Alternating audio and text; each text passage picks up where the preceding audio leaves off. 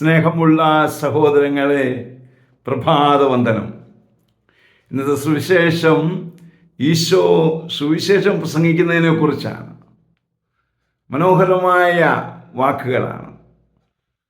അനുദപിക്കുക, സുവിശേഷത്തിൽ വിശ്വസിക്കുക, ദൈവരാജ്യം സമീപത്തുണ്ട്.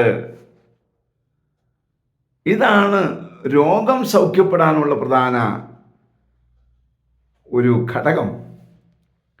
ഇതാണ് ജീവിതത്തിൻ്റെ പ്രതിസന്ധി മാറ്റപ്പെടുവാനുള്ള ഒരു പ്രധാന ഘടകം.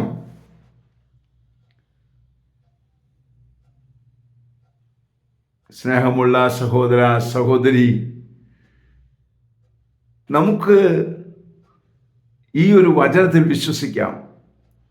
ഈശോ പറഞ്ഞിരിക്കുന്ന വചനമാണ്, ദൈവരാജ്യം സമീപത്തുണ്ട്, നിന്റെ അടുത്തുണ്ട്, സൗഖ്യം നിന്റെ അടുത്തുണ്ട്, ആശ്വാസം നിന്റെ അടുത്തുണ്ട്.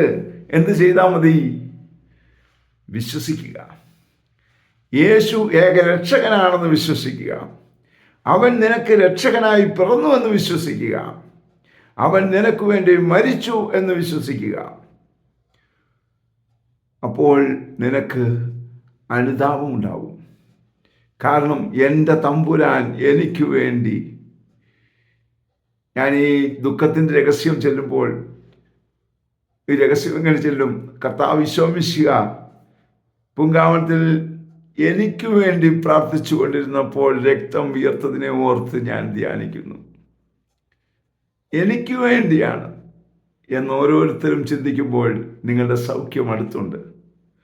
ആഗ്രഹിക്കാം, പ്രാർത്ഥിക്കാം. പരിശുദ്ധ അമ്മേ സഹായിക്കണേ.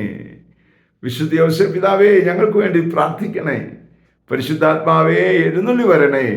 പരിശുദ്ധ പരമ ദിവ്യകാരുണ്യത്തിന് എന്നേരവും ആരാധനയും സ്തുതിയും പുകഴ്ചയും ഉണ്ടായിരിക്കട്ടെ. ആമേൻ.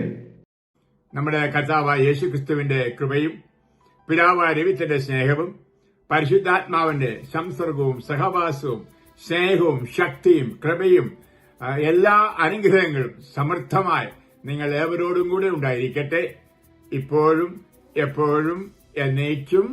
ആമേൻ.